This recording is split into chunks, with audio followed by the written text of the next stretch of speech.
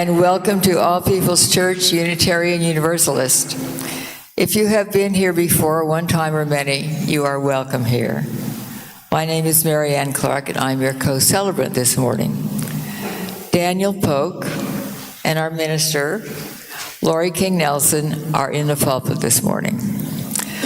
Daniel Polk is originally from Iowa, but has lived in Texas for a few years and has learned to draw, sort of. He is the executive director of North Texas Unitarian Universalist Congregations, NTUC, and in his spare time enjoys wordplay and coloring and shaping wood for art projects. You may have seen some of Daniel's art back in Coleman Hall. He tries to use his privilege for the benefit of society. All People's Church is more than a place to gather on Sundays. It is a community, a spiritual home where you may develop and deepen your gifts. We gather to feed our minds and souls that we may each become blessings to our friends, to our families, and to the larger world around us. We are especially pleased to welcome those who have not been here before. If you haven't yet done so, please sign in at the visitors table by the front door, where you can be placed on our mailing list to receive the weekly emails and the monthly newsletter. At the end of the service, please stay and join us for coffee and conversation in the library right there at the back of the sanctuary. Please settle comfortably now for our musical prelude.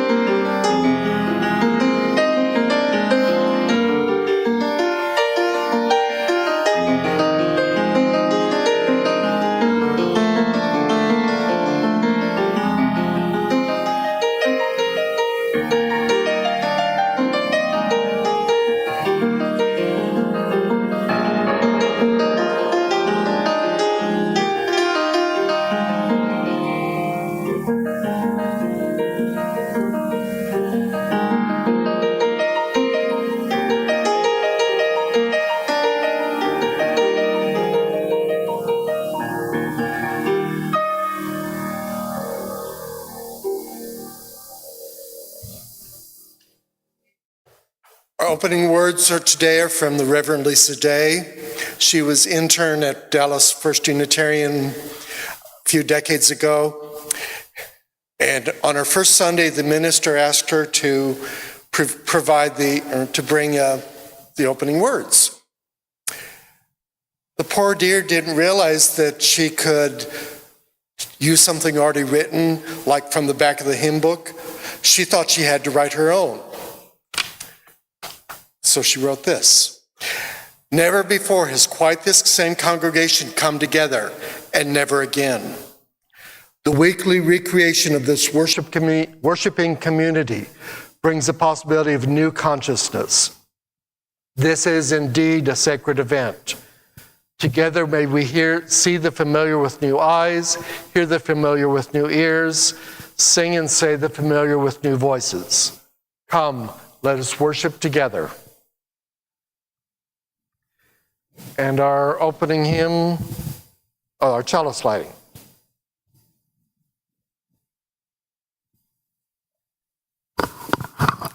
We invite you now to rise in body or spirit for the chalice lighting, our opening hymn, and the spoken affirmation. Our chalice lighting words come from the Reverend Michelle Collins. Welcome, all who are restless for a world renewed. We come carried by ancestors who refused the silence of despair and dared to sing a new song. Their courage whispers through us still. Today, we resist by showing up together. We resist by keeping faith with what is not yet. Our gathering is itself an act of sacred descent, calling us to rise and unite as creators of a freer tomorrow. Please join us now in singing our opening hymn for January, number 389, Gathered Here. This is a round, and we will be directed by a couple of people from the choir. We'll sing it a total of 3 times, first in unison and the second and third time as a round. And they'll tell you when to start.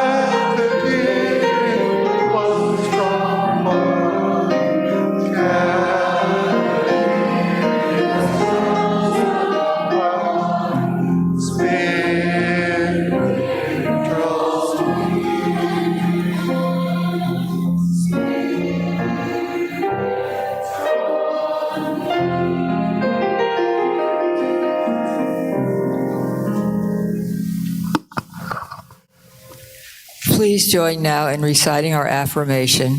The words are in the order of service and are also projected on the screens. Love is the doctrine of this church. The quest for truth is our sacrament, and service is our prayer. To dwell together in peace, to seek knowledge and freedom, to serve others in community, thus to harmony with creation. Thus do we covenant with one another.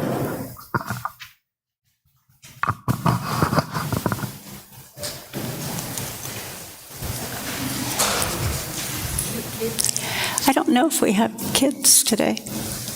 I see a lot of young people here.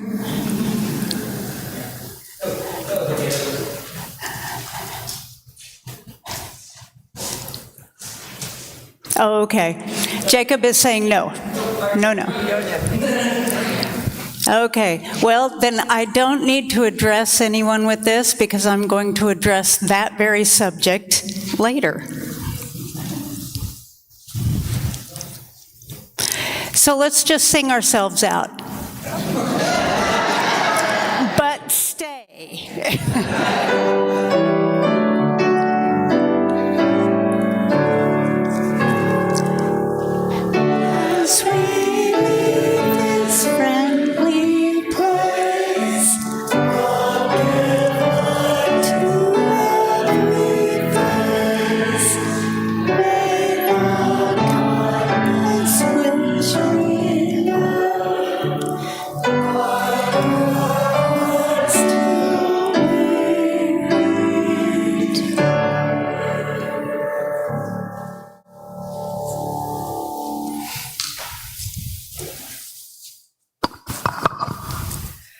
The offering we take each Sunday is an opportunity to recommit to this place and to these people. It is as much a ritual as singing together, lighting our chalice, or reciting our unison affirmation. It is a reminder of that form of love we call generosity. It is how we show that we believe it is important to worship together, to help our community, and to say yes to the values of our faith. It is our custom to share the undesignated cash offerings that are collected each week. We do this on a quarterly basis for a nonprofit or charitable organization. Our current Share the Plate recipient is the Tarrant County Food Bank. If you prefer, donations can be made using the QR code that's on the back of the order of service. The offering will now be accepted. Will the ushers and the choir please come forward?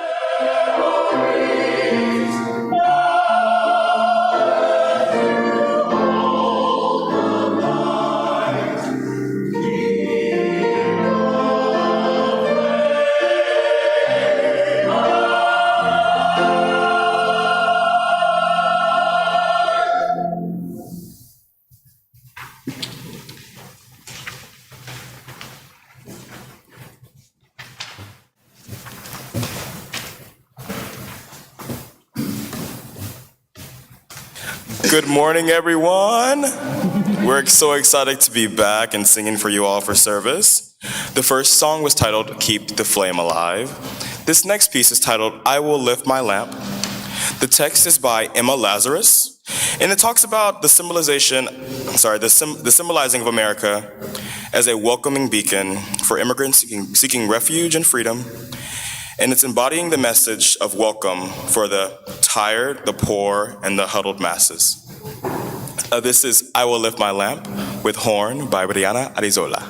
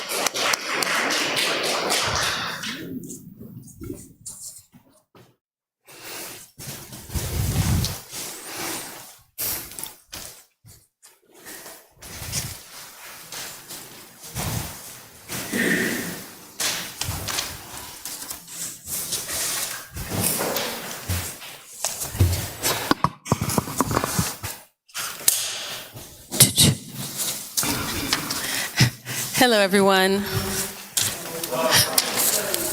So I'm Rosalind Hunter, head of the Board of Trustees here at the church. We have not had a chance to have a new member ceremony for several years now. We sort of got out of the habit after COVID. So first, I would like to take a moment to ask if there's anyone here who has come to the church but has wants to join today, and has not yet signed our book. Please come on down, and we'll go ahead and have you sign the book. And okay, all you have to do is write your name down here and the date. What's the date, folks? Okay. Thank you.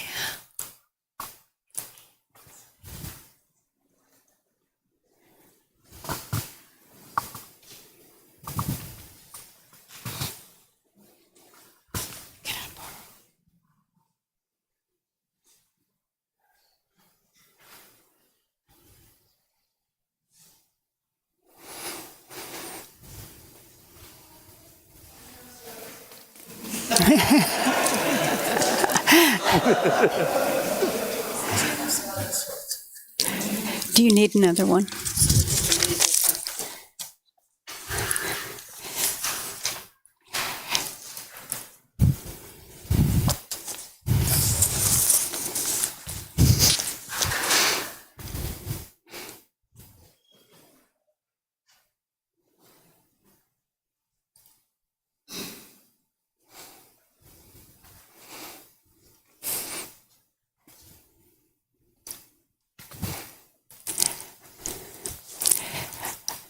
Roz, I believe we have several that joined just the week before last, and they are here if they want to come up as well.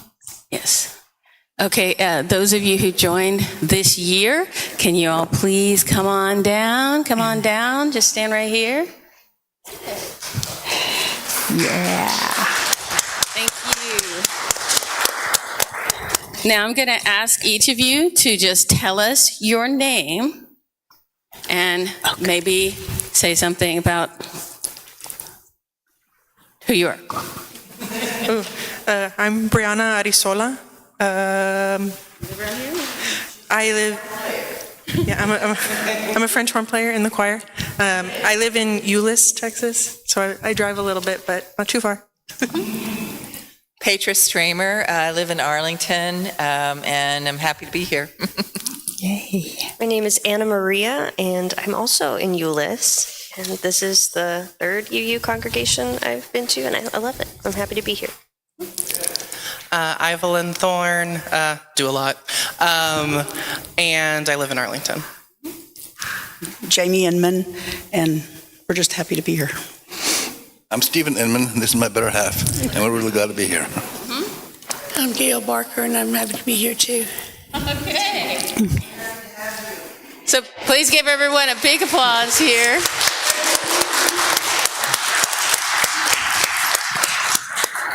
So what we're going to do is have the new members read together this sheet here, and then the congregation will respond to you, okay? We enter with humility in our hearts, pledging to participate in and support the ministries of this church. We covenant to remain true to the spirit of love of this church that guides us. We seek your welcome as we join you in this faith. And now we ask the congregation, we welcome you as once we were welcomed ourselves. We seek to be open and inclusive, respecting your inherent dignity, your ideas, and your vision in times when it is easy and in times when it is difficult.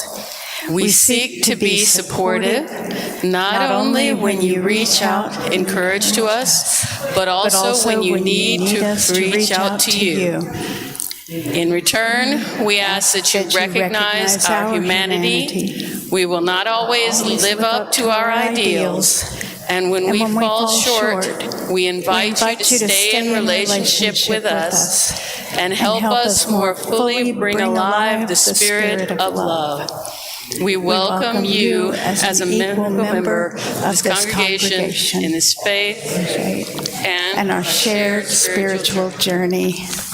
Welcome. You are now members of our congregation.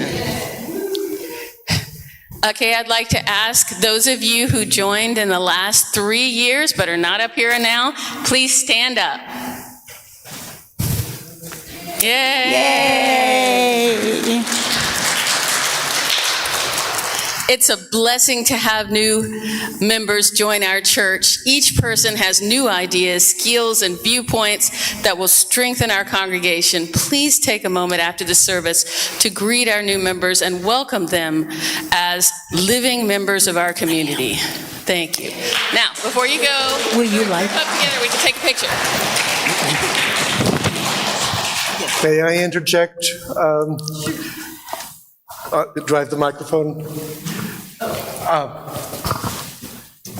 I'm getting Vadinsky here, and a blessing to new members at First Unitarian Dallas, which we also use with children blessing.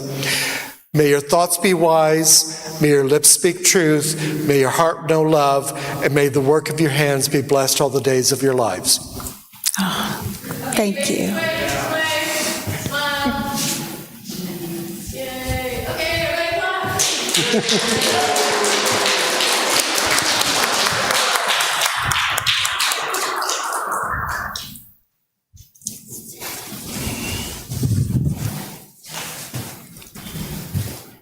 This is indeed a wonderful day in the life of All People's Church.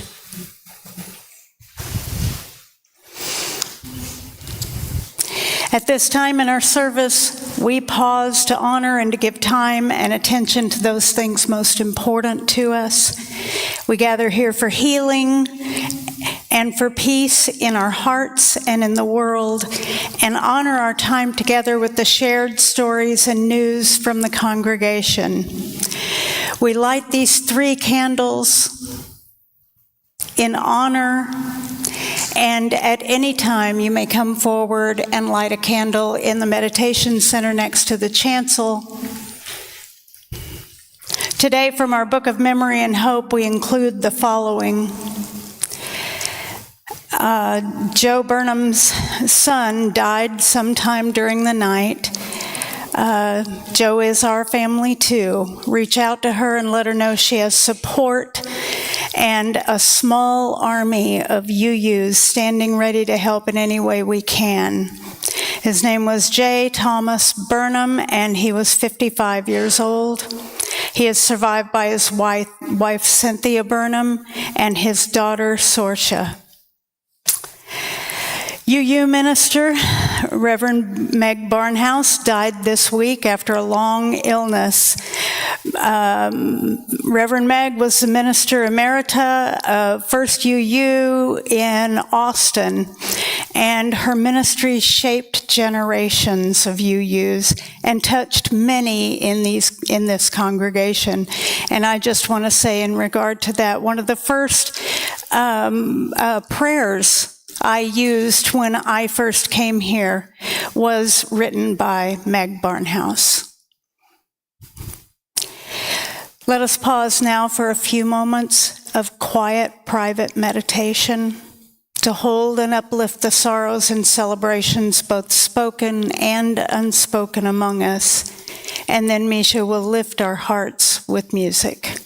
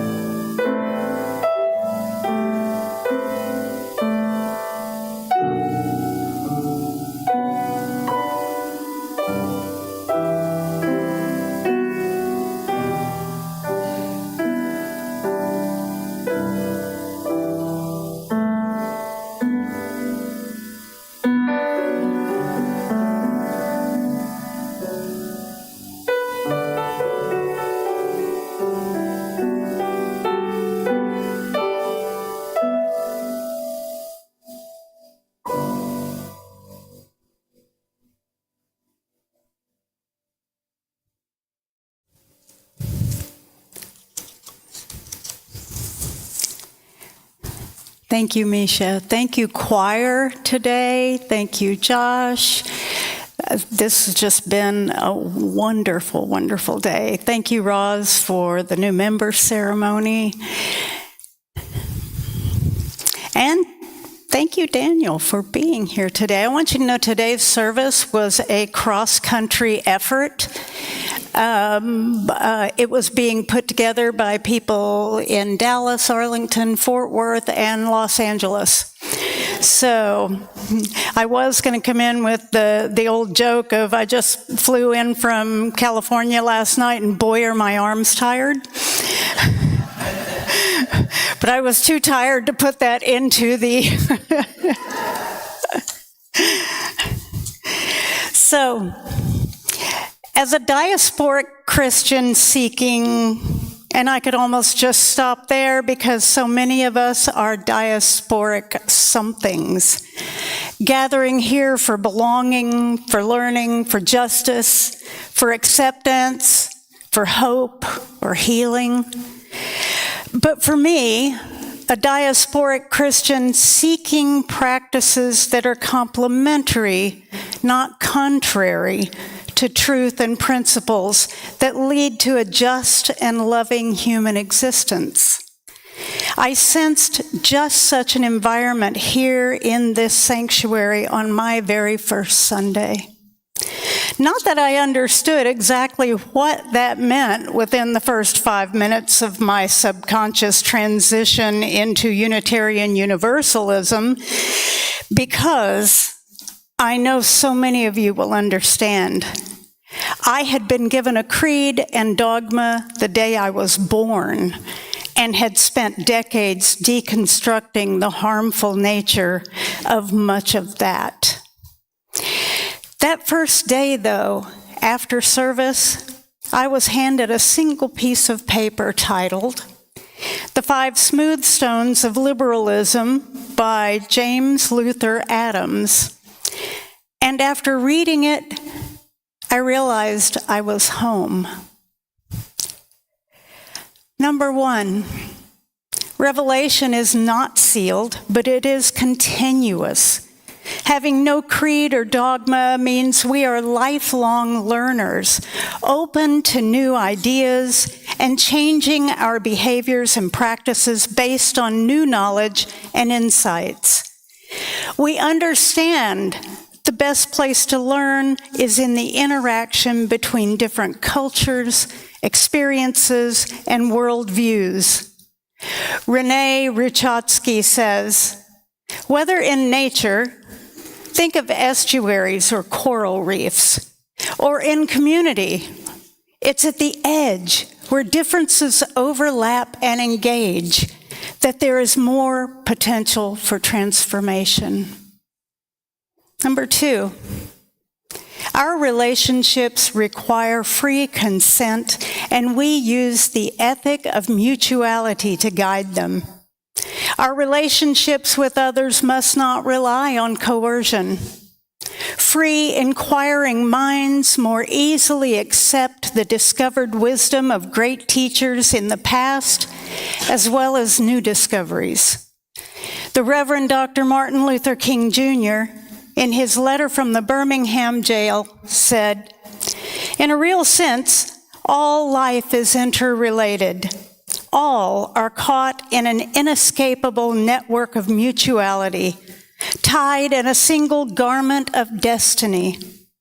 Whatever affects one directly affects all indirectly.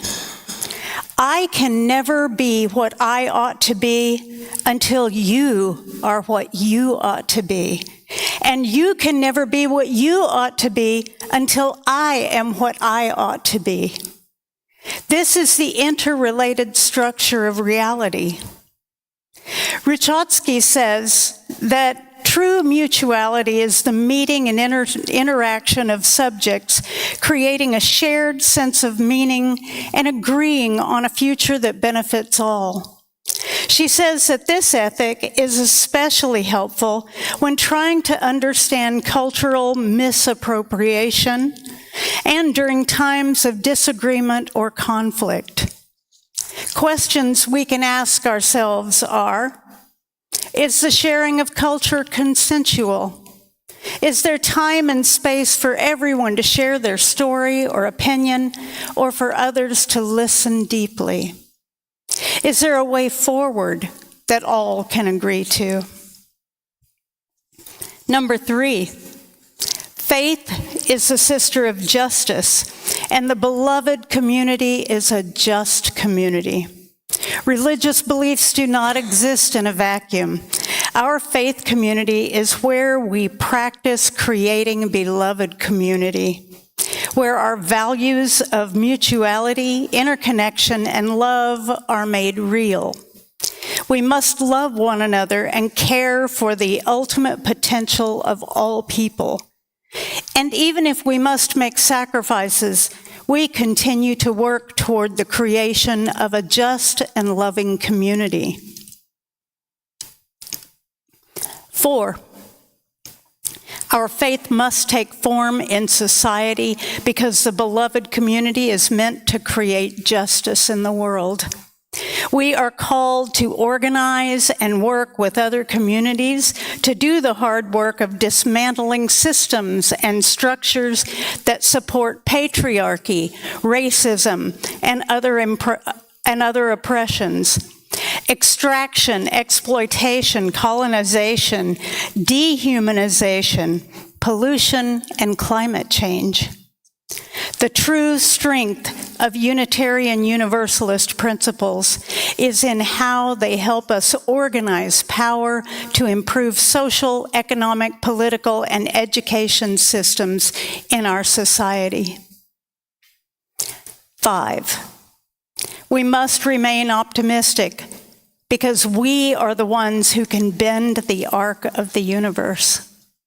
Ruchatsky says that the hope that can sustain us for the long haul is grounded in the belief that there is an arc to the moral universe that bends toward justice, but it needs our participation.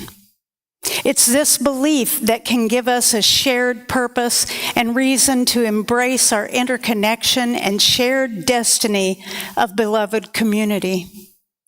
Each generation must renew its insights into human existence and give new relevance to values. While we revere the past, we must trust that meaningful change can occur in the future. So that document handed to me that first Sunday ends this way. Dogma sets what truth is. The religious liberal works toward creating an environment for determining truth. Our religion must affect all aspects of our lives if it is to have real purpose. So Adams recognized that we would experience setbacks and that we would make mistakes. He wrote, "The affirmative answer of prophetic religion, which may be heard in the very midst of the doom that threatens like thunder, is that history is a struggle in dead earnest between justice and injustice, looking towards the ultimate victory in the promise and fulfillment of grace." So we have the resources we need.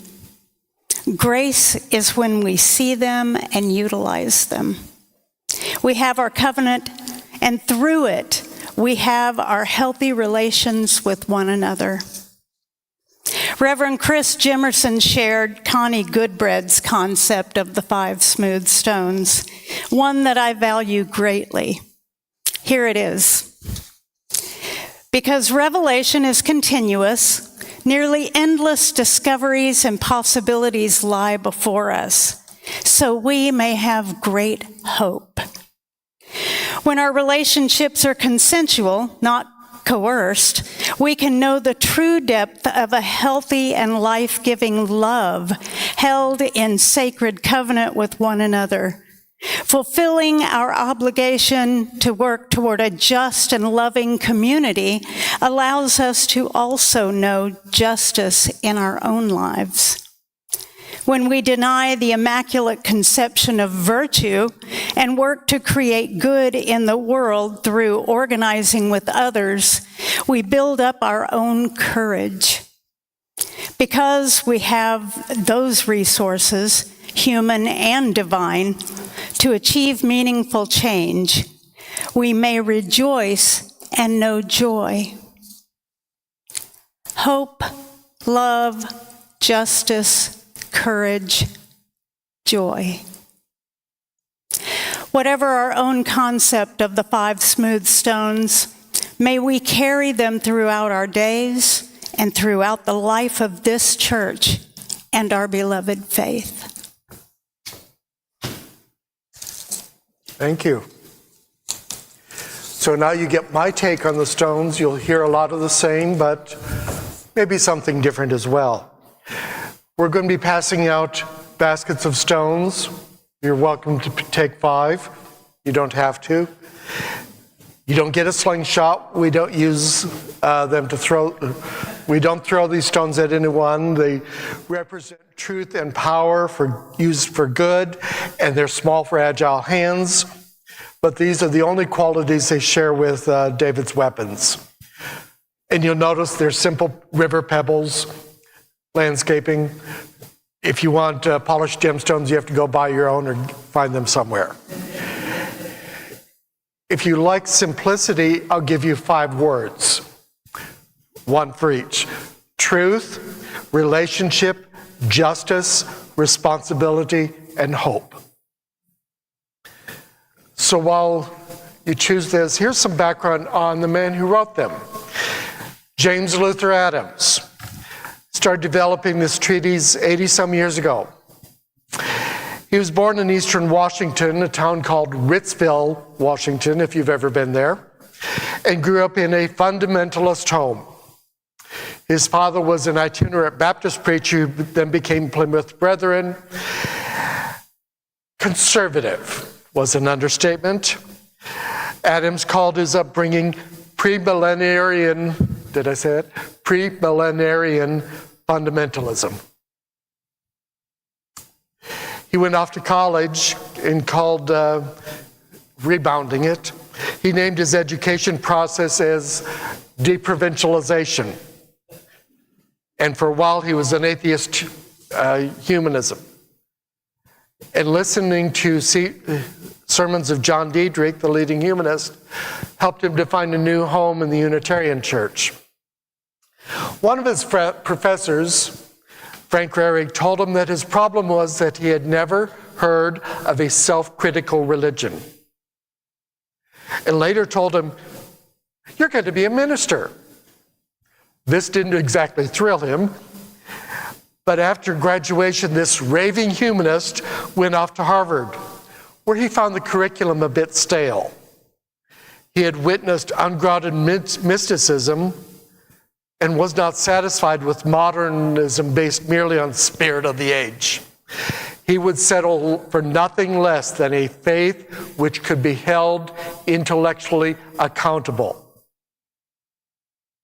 His first church was Salem, Massachusetts, where he served for 7 years.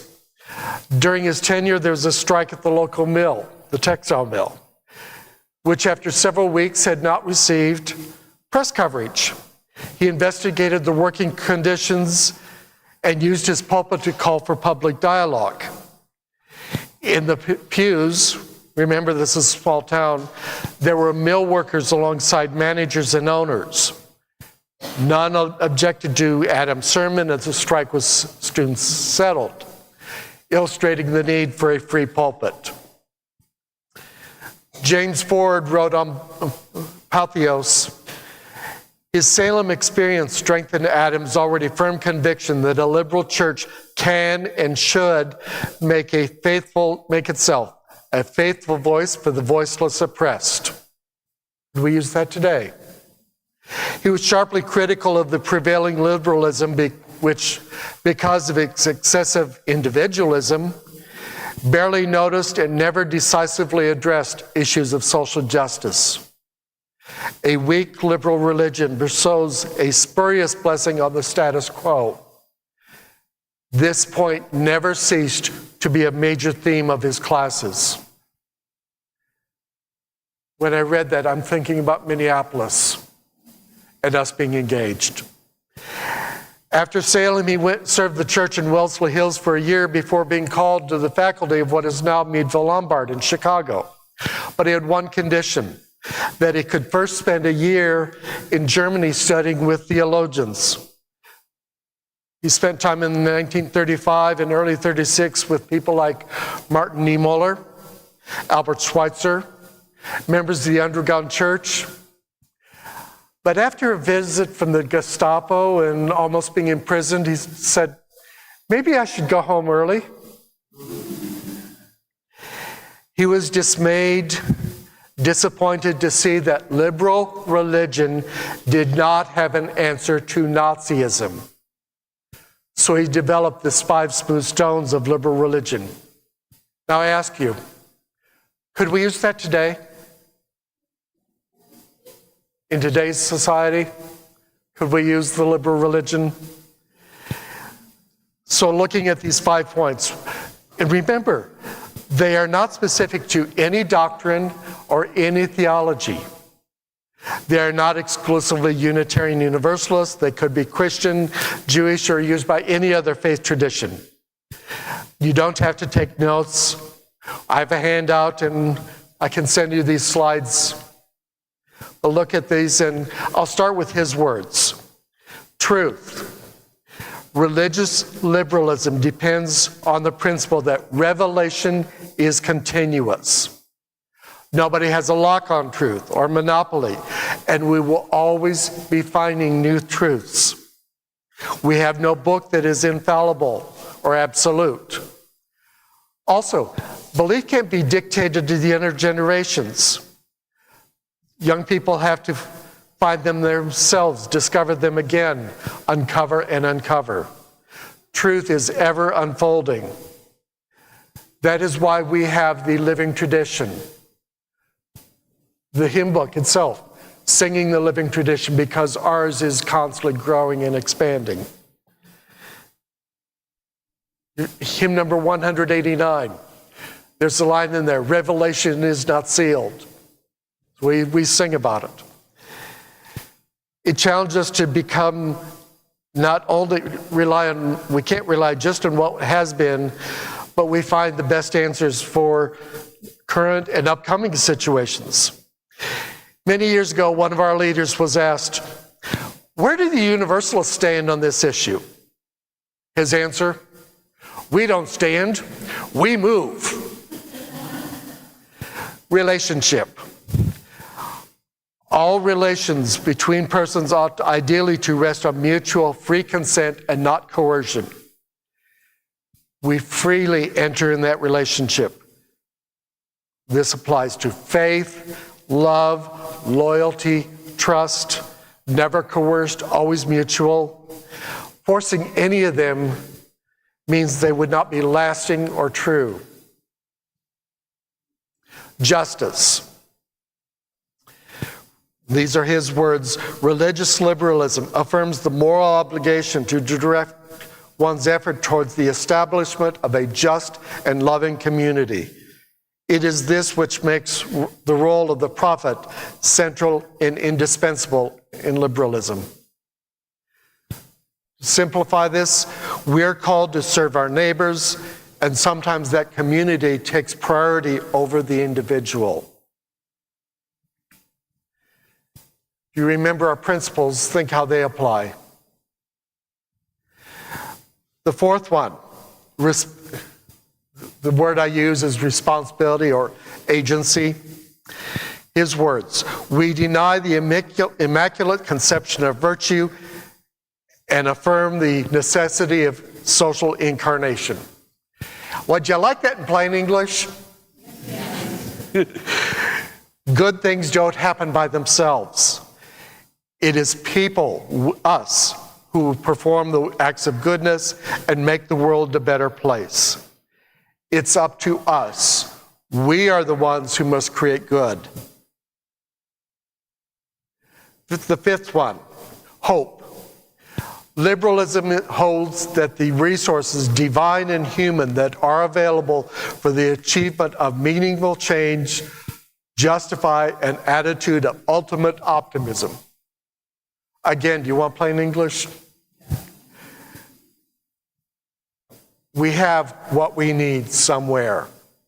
There is reason to hope. We have what we need. So how do we apply that to our own daily living? And who among us could not use some more hope in our lives? What if we used this premise to address our own life choices and circumstances?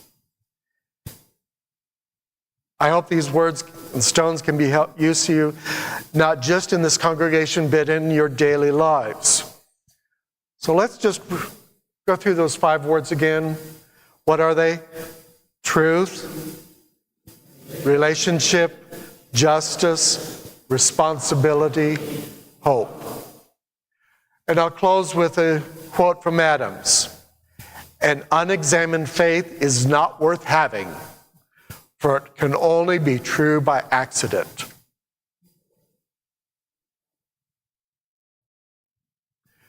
Our closing hymn today is number 187. Despite what your order of service says, it sounds along the ages. And as we sing this, I want you to think about it. The words of the hymn don't tell us what the it is. So as we sing, think about this, and we can talk over coffee afterwards about what that it is. Number 107.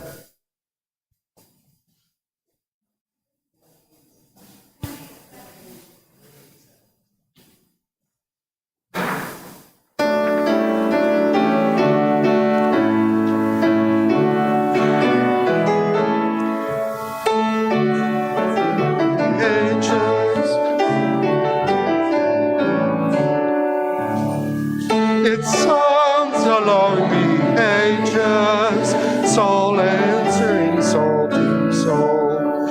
It kindles on the pages of every Bible scroll. The psalmist heard and sang it, from heart to lips it broke, and prophet tongues all praying it in sleeping nations more. From Sinai's cliffs it echoed, it breathed from Babel's tree. It chimed in Advent's markets, in hallowed Galilee. The hammered stroke of Luther, the pilgrim seaside prayer, the oracles of counsel, one holy word to declare. It calls to justice and speaks in truth. In ever noble stature and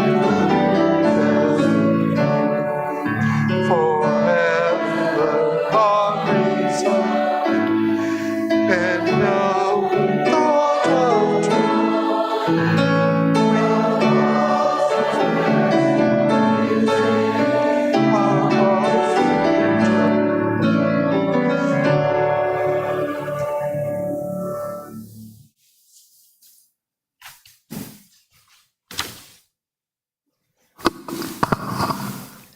Our chalice extinguishing words are from the Reverend Tess Baumberger. May we go forth to meet oppression with freeing justice, hatred with healing love, and despair with unfailing faith. May it be so. Amen. Our benediction is an old monastic blessing adapted by the Reverend Eugenia Gamble. And I want to thank Daniel for this one because it's lovely. May God bless you with discomfort, with half-truths and answers that are easy or superficial. so that you will live deeply and from the heart. May God bless you with anger at injustice, oppression, and the exploitation of people, so that you will work for justice, freedom, and peace. May God bless you with tears to shed for those who mourn, so that you will reach out your hand to them and turn their mourning into joy. And may God bless you with just enough foolishness to believe that you can make a difference in this world, so that you will do those things that others say cannot be done. Service has now ended. David wanted me to remind that there are still poinsettias that you may take for free. Just be aware that if you have a cat, you should not have the two in the same location.